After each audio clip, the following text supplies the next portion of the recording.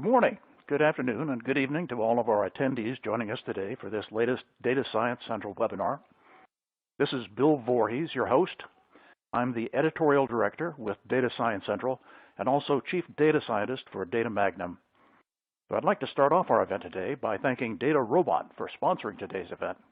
DataRobot is an integral supporter of the Data Science Central community, and we're honored to have them sponsoring our event today. I'd also like to take this opportunity to mention and show our appreciation for some of our other recent sponsors, including IBM, Alteryx, Tibco, Databricks, Tableau, and Semantic, to name just a few. Now, past webinars are available on demand at datasciencecentral.com, and if you haven't had the opportunity to view them, I encourage you to take a look. They provide some very useful insight into a wide variety of topics of interest to our data science community. Now, today's webinar is entitled The Machine Learning Black Box, to be presented by DataRobot. But before we begin, I'd like to briefly review the format of today's webinar. Today's event will be an hour long. We'll have one presenter that I'll introduce in just a minute. There'll be 10 or 15 minutes of QA following the presentation, and this event is being recorded and will be available on datasciencecentral.com later this afternoon, following today's live event. Now, I'd also like to encourage our attendees to provide questions throughout the presentation. We'll be reviewing and presenting them on your behalf during the QA portion of today's event. Well, I'm very pleased to introduce today's speaker, Greg Michaelson. Greg is the director of DataRobot Labs, an R&D group focused on developing data science applications for business. Now, previously, he led the data science practice at DataRobot, working with clients across the world to ensure their success using DataRobot platform to solve their business problems. Now, prior to joining DataRobot, Greg had led modeling teams at Travelers and Regions Financial, focusing on pricing and risk modeling. He earned his PhD in applied statistics from the University of Alabama, and Greg lives in Charlotte, North Carolina with his wife, 4 children, and their pet tarantula. Greg, thanks for being with us. We're looking forward to your presentation. Now, critics describe machine learning as a black box, where data goes in and a prediction comes out without visibility into how the prediction was derived. This lack of transparency makes it difficult to evaluate and update predictive models as conditions change or new sources of data become available. But today's machine learning systems are not black boxes, allowing data scientists and business professionals alike to understand how a model makes its predictions. So in this webinar, Greg Michaelson, Director of DataRobot Labs, will discuss how today's automated machine learning systems provide the information and visualizations that deliver deep insight that break out of that black box. So Greg, with that, I'm going to turn it over to you. You can begin as soon as you're ready to go. Great. Well, let's go ahead and get started. So this is going to be hopefully entertaining and interesting for folks, maybe a slightly controversial, but I hope that we'll be able to communicate some information that will be helpful and maybe give you some insights into some techniques for looking inside that black box and really understanding what's going on. So let me give you, by way of introduction, just a bit of background on DataRobot itself.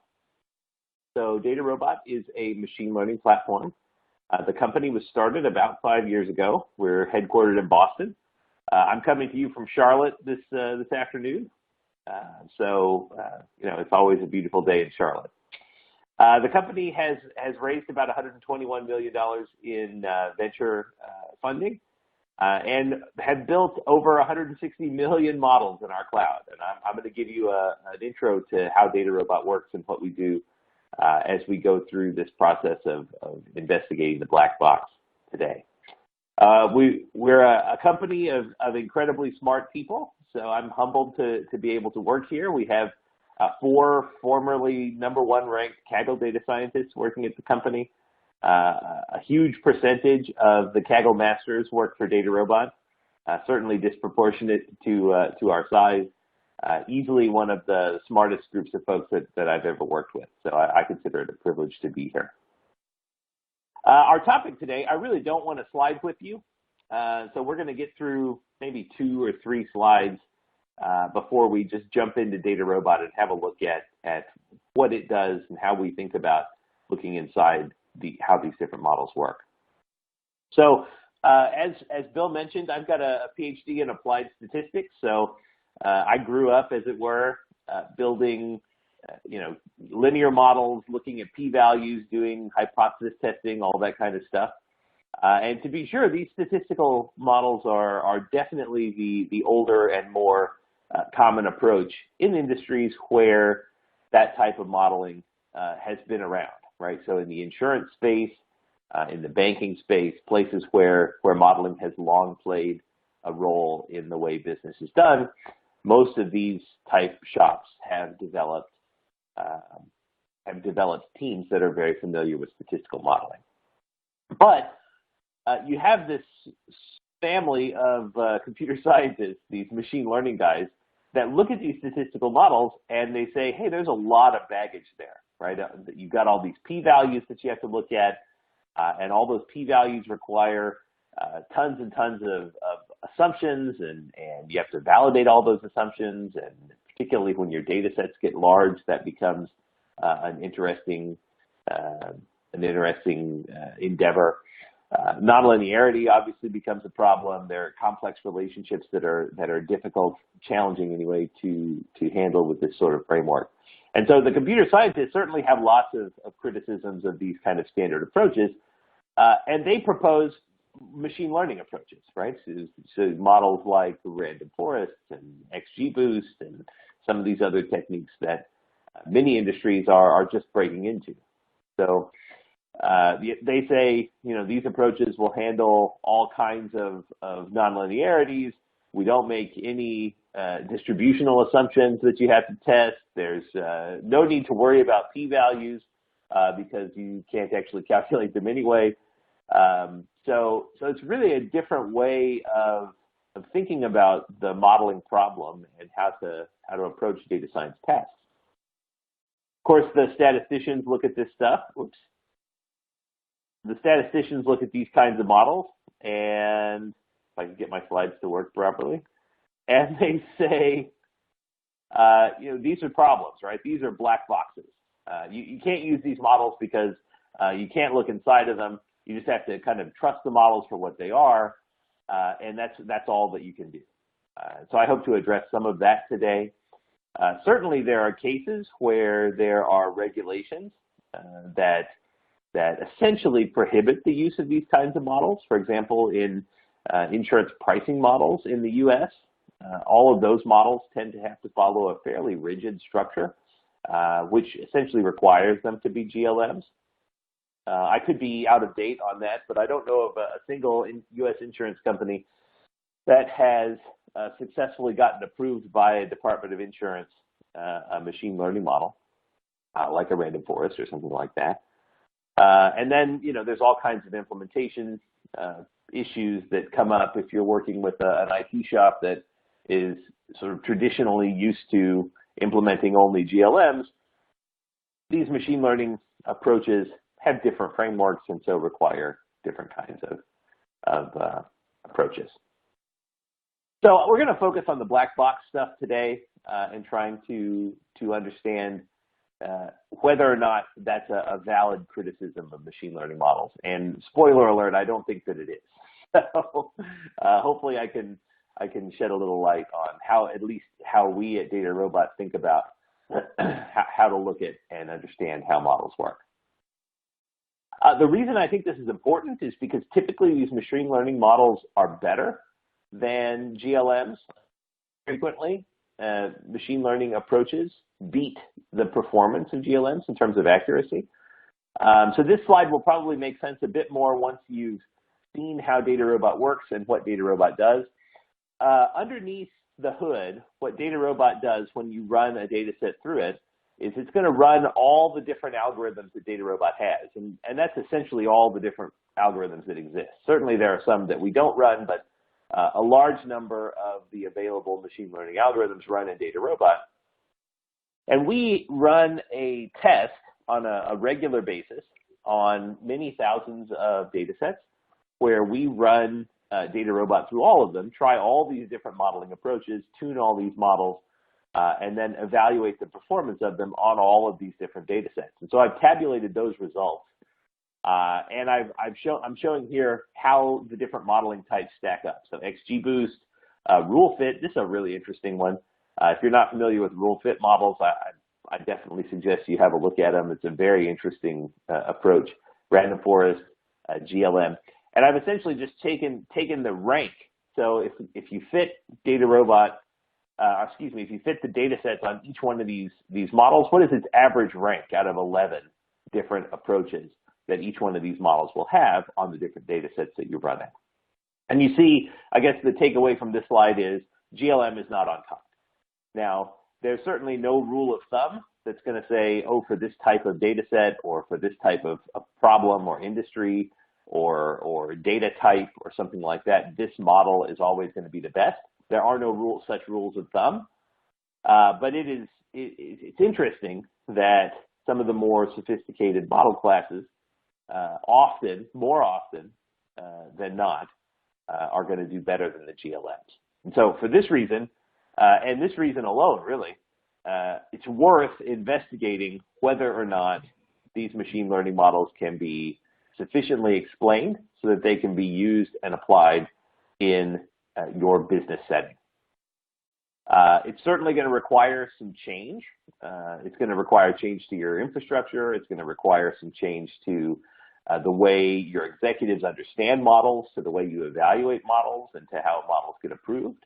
But it's my contention that the improvement in accuracy is going to make that worth it. This slide is intended to kind of motivate this conversation, because there are a huge number of folks whose perspective is GLMs work fine. We're happy with the way that they're working. It fits into our infrastructure. Why should we try anything else? And this slide says you should try other things, because you may very well get better results using these different approaches than you would with just a straightforward GLM. So the question for today is, can machine learning approaches actually be transparent enough to use? And so I think the first step in really doing this and understanding it appropriately is to define what we mean by transparency. And so there are 5 points that I think you have to hit in order to claim that a model is sufficiently transparent. The first one is documentation. So you have to say what you're doing and describe why it's good and who's done it in the past, and justify it from a documentation perspective. The second is accuracy. So you need to be able to tell how well your model works on new data, so out of sample accuracy in particular. The third one is sensitivity. So which of the features in my data set are my models most sensitive to? Which ones are the most important? The fourth is inputs to outputs.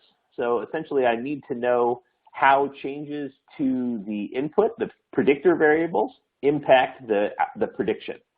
And then the fifth one is case-by-case explainability. So if I make a new prediction on a new observation, can I explain why the model did what it did? And my contention is that if you can do these 5 things, then what you have is a transparent model, and it should be able to pass muster in any of the places where a GLM would typically be used. So what I'm going to do here is just kick off a demo of DataRobot. We're going to have a look at a data set that I have downloaded from a website called lendingclub.com.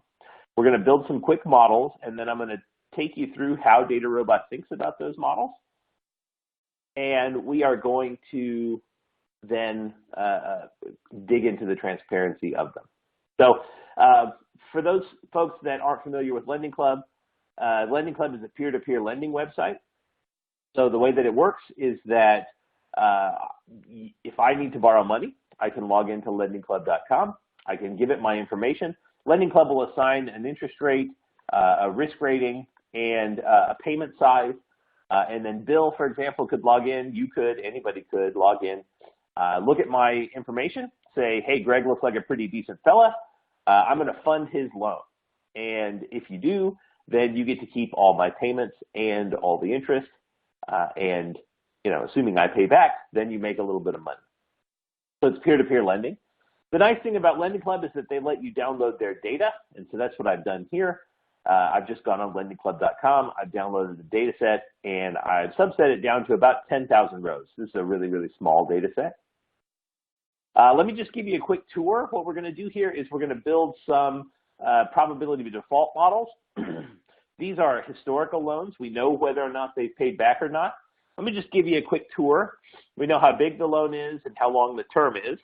The interest rate, payment size, and risk ratings, those are assigned by Lending Club. So those are included in the data set.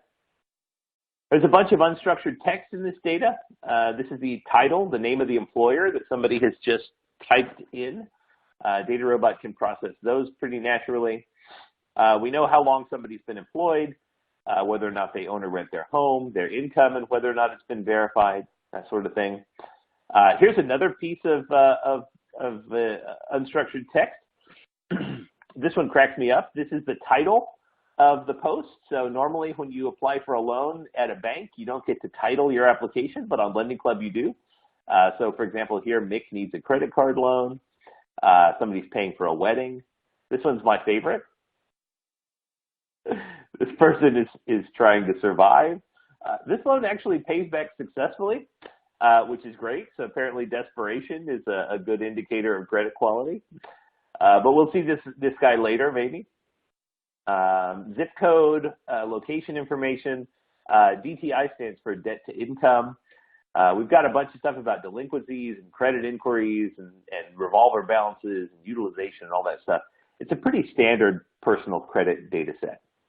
Here's our target. This is the binary outcome that we're trying to predict. So here, zeros would indicate non-default. These loans paid back successfully, and 1 would indicate default. So these are the defaulters, right? So we're going to predict probability of default here, or we're going to predict default and build some probability of default models. By the way, I should mention that if you have questions throughout, please feel free to submit those. I'm going to be trying to reserve about 15 minutes at the end of the webinar today to answer questions that come in, and that'll be a really entertaining time, I think. So I'm just going to take that data set, drag it into DataRobot, and we're gonna build some models and solve some problems. So we're working in the Amazon cloud today. DataRobot is accessible or installable anywhere, so we can install it on-prem, but it's easiest here for us to just demo in the Amazon cloud today. So when I upload my data to DataRobot, what DataRobot does, it's going to do a pass of EDA. So all those variables that we just looked at, for example, here is loan amount. I can click on it. I can get distributions, mean, standard deviation, and so on. What DataRobot really wants to do, though, is it wants me to tell it what we're trying to predict. And when I do that, a bunch of things happen. Excuse me. The first one is I get a histogram of the data here. So DataRobot has figured out that this is a binary classification problem. You remember this is only a 10,000 row data set. About 13% of the loans default, so we are squarely in the subprime space. The other dominant feature here is this gigantic start button over on the right side of the screen. DataRobot is going to, when I push start, pick about 30 or 40 different machine learning approaches. Now, by machine learning approach, we actually call them blueprints. So what a blueprint is a combination of a bunch of pre-processing steps, things like missing value imputation and variable encoding, log transformations, and really all kinds of transformations, splining, credibility adjustments, unstructured text analysis, all kinds of stuff. So it's that pre-processing stuff that has been customized to match a particular type of modeling algorithm, like a random forest or a GLM or whatever it might be. And so DataRobot is going to pick out about 30 or 40 of those blueprints. It's going to fit them all, rank them in order from most accurate to least accurate, and then all those models are transparently documented and ready to deploy. So that's what's going to happen when I push go. Before I do that, though, let me just show you here that DataRobot, and I think this is important, is going to automatically partition my data. So nowhere in DataRobot will you ever see training accuracy. because you should never look at it. We're going to do automated cross-validation here by default. There's lots of knobs and switches that you can adjust in order to get this to work exactly like you want it. You can do a rolling validation with a date time variable. You can specify exactly how to partition your data by just telling DataRobot directly. But the default setting here is a 5-fold cross-validation. We're going to set aside 20% of the data as a holdout, and all this stuff is editable, right? So you can change all this to match whatever requirements that you happen to have. But DataRobot is going to do all that automated data partitioning for me so that we can do the out-of-time validation. It's also, by the way, going to do all of my automated variable selection and automated model tuning as well. So those things are going to happen under the hood. And I'm going to show you how you can see what we're doing. So since we're holding questions to the end, normally I'd pause for questions here, but we're holding them to the end. So I'm going to just go ahead and push start. And when I do that, what DataRobot does is the same thing any data scientist would do. It's going to take the features that we've got here in the list, and it's going to do a simple univariate analysis and just compare each feature to the target and calculate the measure of association between the target and each of these features. So, for example, it's ranked these variables. Interest rate here is at the top of the list. So I can click on this guy. I can see my distribution in the blue bars, but now I can also see my average target value. And so you can see that as the interest rate goes up, then the percentage of defaulters also goes up. So Lending Club at least appears to be doing something smart here in terms of the way that it is assigning interest rates. The magic is happening over on the right side of the screen. So I'm just going to crank up the number of models that we're fitting in parallel here so that we can get done a bit faster. So you can see the different things that DataRobot are running. These little robots are models that DataRobot has cooked up based on unstructured text. Here's a TensorFlow symbol. So this is based on Google's deep learning library. Scikit-learn is here, so Python models. Here's some that are based on R libraries. We've got some Bopal-Labbit models, some XGBoost models, Spark, H2O, those guys can run too if you have the right setup. But the idea here is that we're going to go out and we've gotten the best machine learning approaches that are open source from all the different libraries that are out there. We've baked them into blueprints, and then we make all those blueprints available to you so that you can, even if you don't know how to code in Python, say, or R, or whatever it might be, you can make use of all those different types of models. So what happens is, as these models finish running on the right side of the screen, they move over to the model screen where they get ranked from most accurate to least accurate. Now, I didn't talk about it at the beginning of the webinar today, but this log loss here, this is the accuracy metric that we chose to optimize. There's lots of options for this guy. I just left it as the default setting. Log loss is a measure of error, so lower is better. And what you're seeing here is that DataRobot is taking all these models and it's ranking them, right? So the current winner is this gradient boosted trees classifier with early stopping. And so that's the current winner. But as the leaderboard continues to run and more models get added, it will certainly happen that models appear on the top of that screen or on the top of this model that are performing better. But for the purposes of looking at model transparency today, we're just going to pick this one, and this is going to be the model that we focus on. So what we strive to do here is to make the models that we build very transparent. So let me just kick off a few computations in the background here, and then let me show you the blueprint diagram and how it works. Okay. So the first thing that I mentioned as a necessary requirement for a model to be considered transparent, in my view, is documentation. And so that's where we start. So every blueprint that runs in DataRobot is going to be fully documented, right? We're going to tell you exactly what we're doing. We're going to tell you exactly how it works. And we're going to give you links out to more information if you want to know it. So for example, this gradient boosted trees classifier, we're taking our categorical numeric to text variables, we're breaking them out, and we're going to handle each class of variable differently. So for these categorical variables, we're going to do some ordinal encoding. If you don't know what ordinal encoding is, you can click on it. You can get some additional detail, links out to the documentation. For our numeric variables, we're going to do missing value imputation in this particular blueprint. Text variables are going to receive their own submodels. And then everything flows into this gradient boosted trees classifier. And like I say, I can click on it. I can get links out to documentation. I can see exactly what this model is, exactly what all the model parameters mean, all those details there around default values and starting values and what we test, links out to open source code, academic papers, and so on.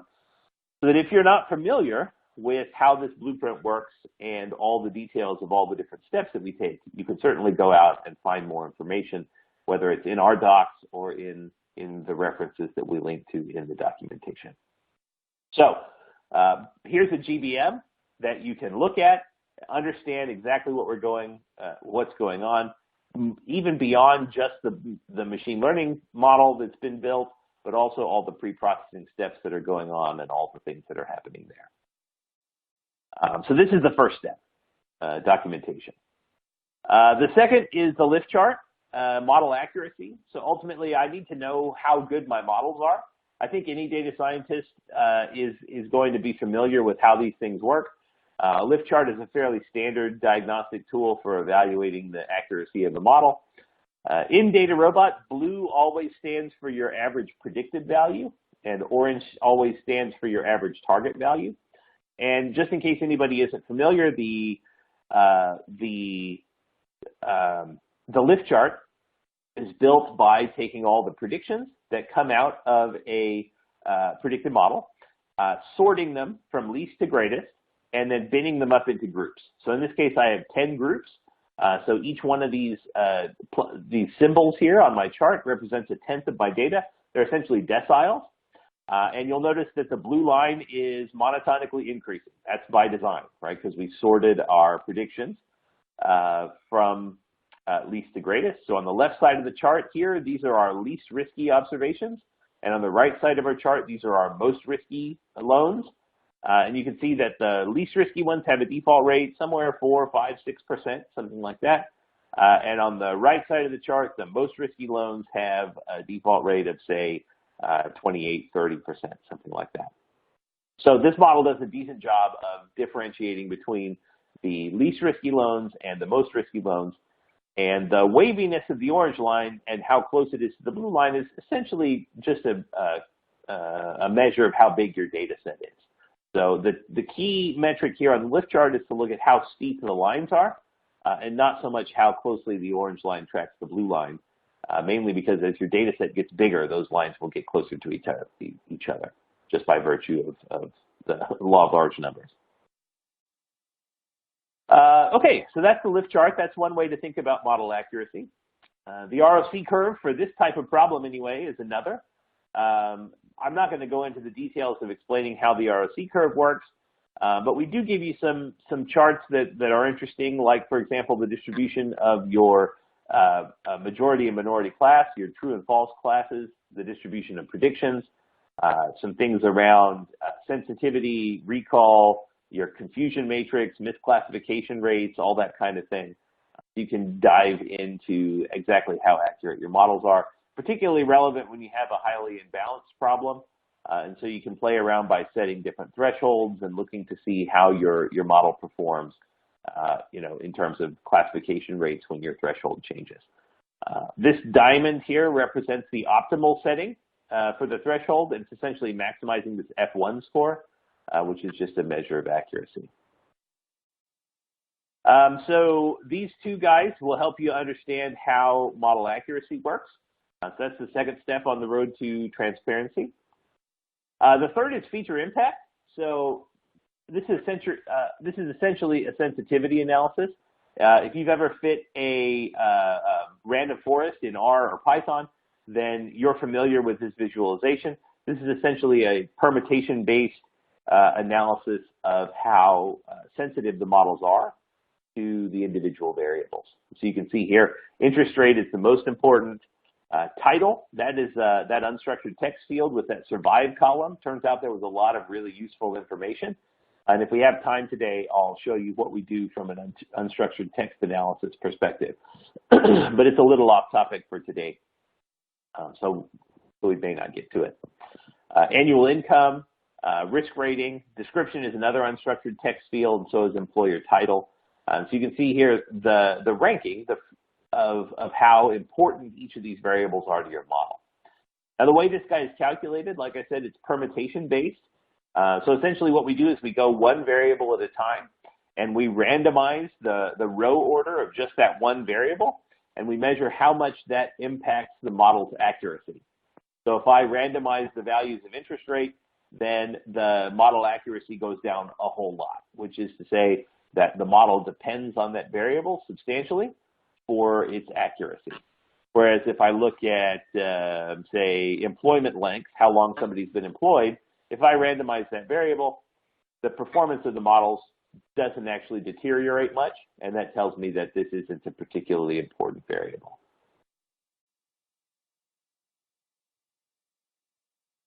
So that's a sensitivity analysis. DataRobot has done the variable selection, by the way. Each blueprint is going to handle variable selection in a different way. GLMs might use regularization. Tree-based models tend to do it pretty naturally. But maybe you look at this plot and say, you know, really, these top 10, there seems to be kind of a cluster here, maybe these top 10 or top 12 variables.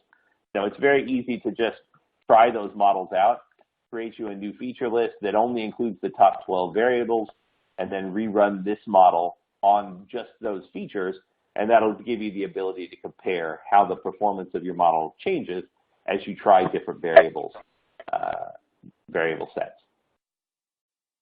So that's a sensitivity analysis. This is pretty standard, I think. We run it for every model, even though traditionally this is only provided as output for something like a random forest or a decision tree or something like that. Any of the models that we run produces this graph. The second thing, or let's see, 1, 2, 3, the fourth thing on the list of things that are required to have a transparent model is understanding how changes in your inputs impact your prediction. Now, for a GLM, that's typically done by looking at model coefficients, right? And anybody that's taken an intro-level statistics class has defined the coefficient. You know, what does the coefficient mean? It means, well, for a change of 1 in your predictor, that's going to impact your predicted value by the value of your coefficient. That's a very natural way to understand how your model is working. But for models that are more sophisticated, say a GBM, where you don't have specifics around, where you don't have coefficients, it's actually much more, you can't do that, obviously, right? Because there aren't coefficients, you can't look at them. So what you end up doing is needing another approach. And so partial dependence is the best approach that I've seen for understanding how your models work. And what we call model X-ray is essentially a way to look at those different partial dependencies by variable. So here you have all the features in the feature list that was used to fit the models. Right now we're looking at interest rates here, and I can see the distribution of interest rate across my validation partition. If I want to, I can look at predicted versus actuals, and I can see how my predictions are compared to my actuals across the range of this variable. This is pretty useful for evaluating any potential biases in my data set. But really, the thing that I'm really interested here in is my partial dependence. So partial dependence is essentially the same as looking at a coefficient, only you can get a lot more detail and a lot more granularity into understanding the relationships. So essentially what partial dependence does is it's going to hold all of the other variables in your data set constant, and it's just going to allow this one variable to vary throughout its range, right? So the shape of this yellow line tells you a lot about how the predictions for a particular model vary based on the interest rate. So for example, this particular plot says that from about 6 to about 8%, the level of risk associated with those loans is about the same, right? It's pretty flat. But once you hit about 8%, there's a step change And these guys from about 8 to about 9%, that's another level. And then maybe another level from 10 to about 13%, and another one up here. And then it starts to get really bad once you get out north of around 16 or 17% interest rate. So by looking at this plot, I can see not only how the model works, but also the shape of that relationship. Now, if this were a strict linear model, this yellow line would, by definition, be just a straight line. It would be flat. And so you can see some of the advantages of using these nonlinear approaches because they give you the ability to really understand any nonlinearities that might exist inside your data set. And so by looking at the shape of this yellow line, I can understand essentially the same information that I would get from model coefficients, even for models that don't actually have coefficients. So that's model X-ray. Another one that's interesting is annual income. Now, this is fascinating. I'm going to just turn off log scale here so we can get it a bit more interpretable here. And let's turn off these lines here. Essentially what you're seeing here is that if you're making less than probably $30,000 or so, you have a hugely elevated risk of loans defaulting here on Lending Club. So you can kind of see, once you get past about 30 or 40,000, you have kind of a flat place here. And then once you've about $90,000 a year in terms of annual income, it's essentially the same. 90,000 is about the same as 200,000 as far as these models are concerned. So I get some really good insight into how these models work, even though they don't have coefficients. That's model X-ray. The final thing that I want to show you from a transparency perspective is something that we call reason codes. And this is really fascinating because I don't know of any other machine learning platforms that have this technology baked into it. But this is something that everybody has exposure to, right? So everybody has, at least everybody who's bought a house, has had exposure to something like what I'm about to show you. If you've ever bought a house, then you fill out the loan application, and then probably 2 weeks later, you get a letter in the mail from Equifax or TransUnion or whichever credit agency it happens to be. And the letter says, hey, guess what? Your credit score is not perfect, and here are the reasons why, right? Maybe you have too many open accounts, or maybe you missed a payment back in 1993 or something like that. That technology we call reason codes, and we have baked it into we've baked it into every model that you can build inside of DataRobot. So what that means is that for any prediction that you make in DataRobot, DataRobot will tell you why it made that prediction. Now, when business executives, when business stakeholders ask modelers how the model works, it turns out probably 3/4 of the time, this is what they mean, right? If you're building a credit scoring model, then that crusty old credit guy who has been doing credit scoring for his entire career, he says, look, I know company ABC. I want to know what your model predicts for company ABC, and I want you to tell me why. And so that's what this is. And so this is a distribution of your predictions, and these bars help you tell DataRobot which observations you want reason codes for. And then we give you a little preview. So like, for example, this loan has a 70% chance of default, 70, so very high.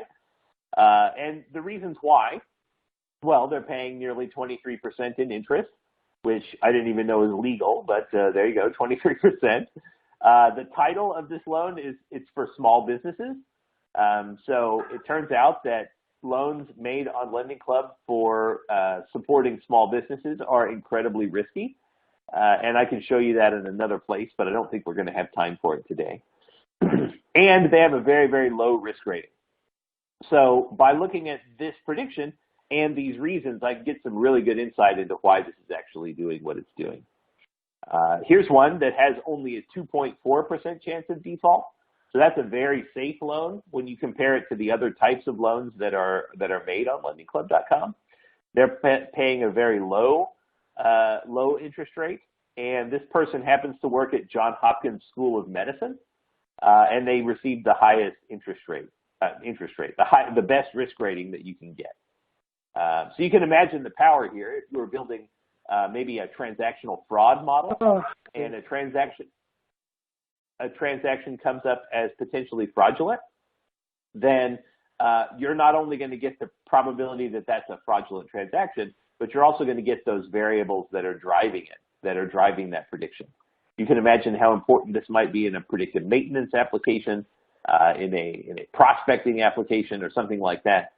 Knowing why DataRobot is making the prediction that it's making turns out to be a really, really interesting and important thing. This is all based on a resampling calculation, which I can go into in more detail if there are questions. So those are the main things that I wanted to show you today in terms of how these models work and how you can get some insight into how a model behaves and how the nuts and bolts of a very complex, say, XGBoost or neural network model might actually work. My contention is that in essentially every application, with some exceptions, in essentially every business application today, you can get sufficient information out of these machine learning models to be able to use them in the different environments where you need to. So if you come across a use case where you can get a lot better performance out of a GBM or a neural network or whatever it might be, then I hope some of these tools will be useful for you in terms of understanding how to interpret these models, how to justify them, and how to think about how to explain them to your business stakeholders. Let me just pop over to our word clouds here real quick as the last thing to talk about, because I think these are fascinating. Inside of every one of these models, well, most of them anyway, DataRobot is going to take those unstructured text fields and it's going to use them to generate new predictors so that you can capture the information in your unstructured text fields and apply those to as predictors in subsequent models, right? So we give you some insight into how these models work. This is an auto-tuned word n-gram text modeler.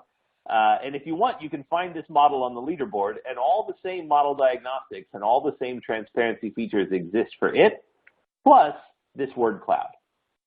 So the way the word cloud works is that big words occur a lot, small words are rare, and then red words are high risk and blue words are low risk, right? So if you're refinancing debt, or if you're paying for a wedding, or maybe you're consolidating some debt or paying off credit cards or something like that, those tend to be really safe loans, comparatively speaking, on Lending Club.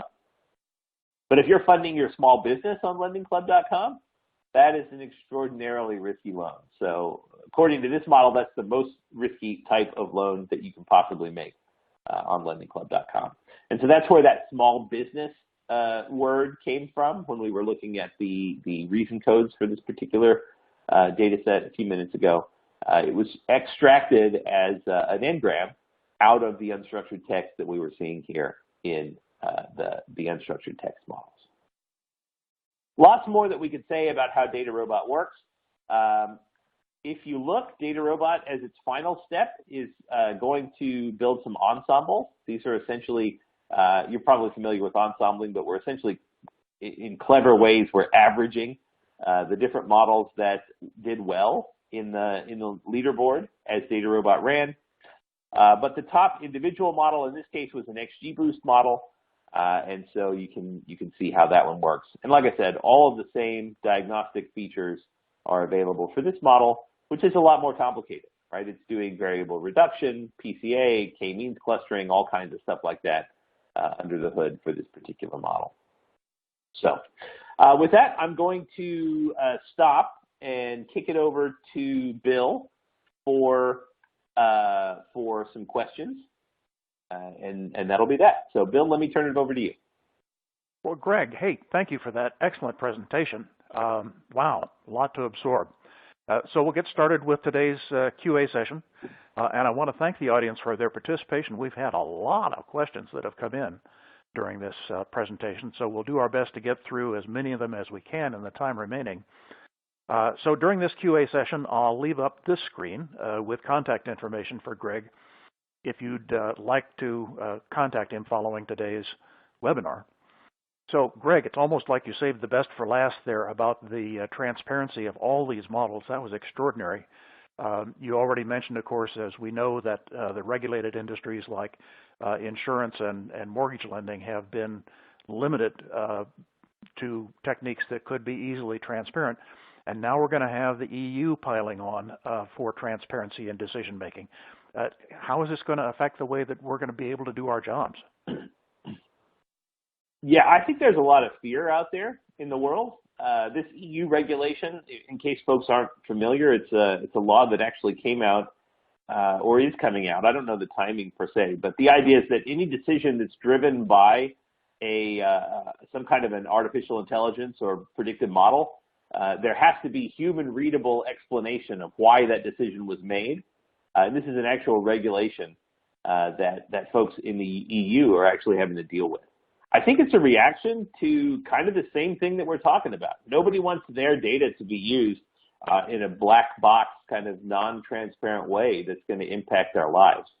And so to me, it seems like one of the main jobs of people that do the kind of work that we do, data science work, to try and make these models as understandable and explainable as possible. Because people are legitimately afraid of what's happening in the world today, I think.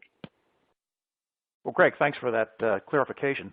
You know, one of the things that's really pleasing about the questions that have come in today is that obviously an awful lot of folks who are attending today are serious data scientists, and I'm going to give weight mostly to their questions here.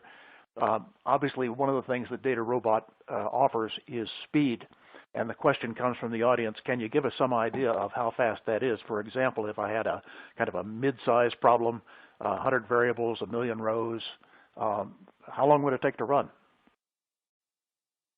Yeah, so I didn't get a chance to go into that bit of detail there. The way DataRobot works is with a survival of the fittest type approach. So regardless of the size of data set that you upload to DataRobot, it's going to start with a sliver of that data. So it's going to start with, you know, maybe 10% of your data set and train 30 or 40 models on that 10%. And then it does survival of the fittest. So the top half of those models will fit on twice as much data, and then the top 8 or 10 of those models will fit on twice as much again. And so that gives you good results right away, and then it gives you the ability to expand the amount of data that you actually end up using in the final models that you pick. So we've tried to set it up so that DataRobot is going to give you something that you can chew on and not waste a ton of time fitting 40 models on, you know, 5 gigabytes of data. It's going to try and get you to the right answer as fast as possible. But to directly answer the question, 1 million rows, 100 columns, that might run for maybe 2-3 hours, something like that, to get to final results at the end of autopilot. But like I say, very early in the process, you're going to start to see results coming through. Terrific. Thanks. You know, obviously it's tempting to look at DataRobot as a completely automated data science resource, but, you know, that's not the way we like to work, or many of us anyway. So, for example, if I look at the top 2 or 3 models on the leaderboard, is there a way that I can work specifically with those models to improve their performance? What options do I have for experimenting with different hyperparameters? Yeah, really good question. So I'm sharing my screen again. If we look, for example, at this XGBoost model, DataRobot underneath advanced tuning has done a whole bunch of grid search type activities already to try and tune these models in an optimal way. And so you can see the list of parameters that you have access to. Maybe you look at max depth and you say, you know, maybe I want to try to get a little bigger. I want to try 10 or 15 or something like that. I can run additional tunings. I'm going to call this Greg's tuning, and then I can execute this guy. And if I can improve the model by doing some additional tuning, then, you know, that'll be great. This is going to generate a new leaderboard entry, and I can compare the performance between the two models. So we give you all the transparency and all the hooks into the hyperparameter tuning that DataRobot has done. Terrific. Oh, thanks for showing us that. So as we work through these models, obviously the first thing we're concerned about, or not necessarily the first, but one of the main things we're concerned about is the loss function that we use. Can we define our own loss functions? Right now, DataRobot offers probably, well, depending on the problem type, it'll offer around half a dozen to a dozen different optimization metrics. At the current time, there's no way to specify a custom loss function, but that's definitely on the list of things that people ask for and the things that we've got on our roadmap. Okay, well, thanks. Now, feature importance, that would be probably next on our list. How does DataRobot define feature importance? Yeah, so we call it feature impact. I guess that's our marketing spin. It's a permutation-based calculation. So the idea there is that if you introduce noise, if you randomly shuffle a particular variable, how much does it impact your model's overall performance, right? So if I take, for example, interest rate, and I just randomly change somebody's interest rate to a different interest rate, and then I rescore and evaluate how well the model is doing with those new values. If it changes a whole lot, then I know the model was really relying on that value. And if it doesn't change very much, then I know it must not have been very important. So we didn't invent this functionality. This is kind of a standard approach to evaluating variable importance. And I think we link to it actually out in some of the documentation side of DataRobot. So it's permutation-based. It's a resampling type approach. Okay, now another audience member has a similar question. That is, at the beginning of your presentation, you talked about DataRobot using univariate analysis to identify the most important variables, but if I had a very, very large number of variables, would DataRobot automatically invoke, say, PCA? Some of our blueprints use PCA for variable reduction, but not all. Kind of the strategy that we take is try everything, because there really are no rules of thumb about what's going to work the best. So we have an upper limit of around 20,000 columns that you can input into DataRobot. You can go higher if you really, really need to, but we try to keep it to 20,000 or fewer columns. If it happens that PCA or some other variable reduction technique is going to work well on your data set, then what you'll see is that DataRobot is going to try it. It's going to try it all the time. And then if it works well, it'll float to the top of the leaderboard, and if it doesn't, other things will float up instead. So not every blueprint is going to do it, but some will. Okay, well, thanks for that clarification. By the way, one of our audience members asks if DataRobot will automatically generate recommender models. Oh, good question. We currently don't have the ability to build recommenders. We did at one point, but it turns out that that's a hard problem. It's something that's on our roadmap. We had it out there as a beta feature, and there's a bit of work that still needs to be done in terms of making it kind of ready for GA. So it's on the roadmap. People are interested in it. It's a hugely hard problem because for a recommendation system, the chief problem, in my view, is refresh time. Because every time somebody does something, you're gonna want to retrain the models, and so the time it takes to actually do that retraining turns out to be extremely relevant.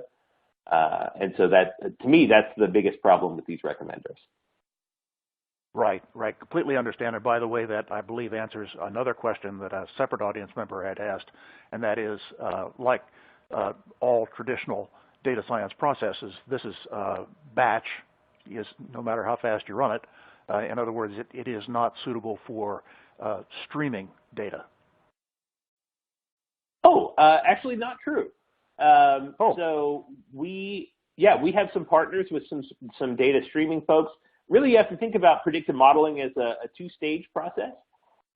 So the first stage is training the models. That's where we spent all of our time today. Training your models, that's something that you're not going to do like every second. You might do it maybe every day or every hour or something like that, or every quarter or even every year, depending on your particular situation. Typically, streaming is going to come up on the second phase, though. So I've built the models, I've deployed them, and now I've got a stream of data coming in that I want to score. yeah, we absolutely support that. There are 4 ways to get predictions out of DataRobot. One is drag and drop. It's just GUI based for your most basic users. The second is API based. So every model in DataRobot is a REST API endpoint. We support low latency, high throughput.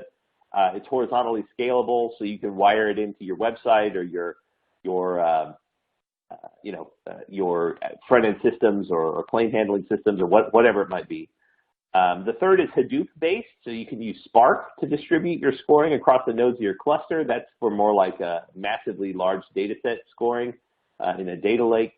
And then the fourth approach is code export. You can literally export like a Pojo or just raw Java code, relatively dependency-free Java code that will actually just do scoring even in another environment. So lots of ways to get data, to get predictions out of DataRobot. We rarely find a case where people like the models, but they can't get them implemented. We actually spend a ton of time trying to think about the best way to implement these models in people's environments. Well, Greg, thanks for that clarification. I know that you come out of the insurance industry and as one of the very highly regulated industries, and I'm sure that we all were very impressed with the transparency and interpretation features that you've added here. I have a very specific question from a customer that asks about FDA approval, and I wanted to just get your comment, and that is that they're building an ML model for medical diagnosis. They're concerned about regulatory approval. Do you have any experience that the transparency that you've offered would pass the very strict requirements of, say, an FDA approval process? Yeah, so I haven't done any work directly with the FDA, but I have done a fair bit of work with the Federal Reserve and the OCC in terms of validating banking models, which I expect face similar scrutiny. I think there are 2 main issues there. One is, certainly it's the case that you have sufficient transparency to understand how these models work. But on the other hand, there are an awful lot of regulatory bodies that are staffed by people who understand statistical models. And so it certainly happens that you get questions back from these regulatory bodies that are of the form of, what are your assumptions and how did you validate that they were true? And the expected response is, here are the formal hypothesis tests that I ran. I tested for heteroscedasticity and normality and all that kind of stuff, and here are my p-values and so on. Those don't exist in machine learning. So if it's the case that your regulatory bodies require, formal hypothesis testing to evaluate whether or not your models are valid or not, certainly that's the case, and that is something that's going to be less and less common over time. But if it is the case, then you're pretty much stuck with GLM-style models. And DataRobot runs those. So inside DataRobot, we're running all kinds of regularized GLMs and so on. So if you happen to be in a situation where your regulators or your stakeholders or somebody are absolutely forcing you down a more traditional path, something like DataRobot can still help you. You're stuck with that particular class of models. I've seen that become less and less common over the last 5 to 10 years. 10 years ago, it was all GLMs all the time, and that was really all you could get away with. But that's becoming less and less true, and I think the rate at which we're approaching the world in which machine learning approaches the accepted one is increasing. Oh, Greg, thank you so much for that clarification. I just have to ask, just as a last question, are you offering a trial or demo version of this that we can experiment with? 2 things on that front. The first one is absolutely. So it's very easy to get access to DataRobot. You can contact DataRobot directly, and we can set up some time to demo so that you can get a more in-depth look at DataRobot. We're also this year going to launch a freemium version of DataRobot, which will give your average Joe the ability to get on and try to build some models on various data sets. So lots of really exciting things to come there. But the right approach to getting access to DataRobot today is just to go through our sales organization. We can set up a demo and get folks started. Well, Greg, thank you. Great answers to some very good questions. And for those of you that asked questions that weren't answered today, We'll send all those unanswered questions to Greg and the DataRobot team so they can follow up with you after today's webinar. I have just a few quick announcements. If you'd please mark your calendars for June 27th, that's our next DSC webinar, which is SPSS Statistics to Predict Customer Behavior. That'll be presented by IBM. Also remember that today's taping will be available for on-demand viewing later today, and you can find that on the home page of datasciencecentral.com in the Webinar tab located at the top of the page. Well, this brings today's webinar to a close. I'd like to thank our audience for their attendance and thoughtful questions, and a special thanks again to DataRobot for their sponsorship, and our speaker today, Greg Michaelson, for his insight into today's topic. My name is Bill Vorhies. I'm very pleased to have been your host for today's event. I look forward to seeing you all again on June 27th. Have a great day.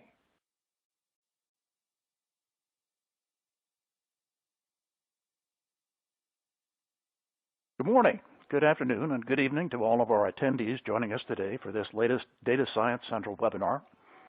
This is Bill Vorhies, your host. I'm the Editorial Director with Data Science Central and also Chief Data Scientist for Data Magnum. So I'd like to start off our event today by thanking DataRobot for sponsoring today's event.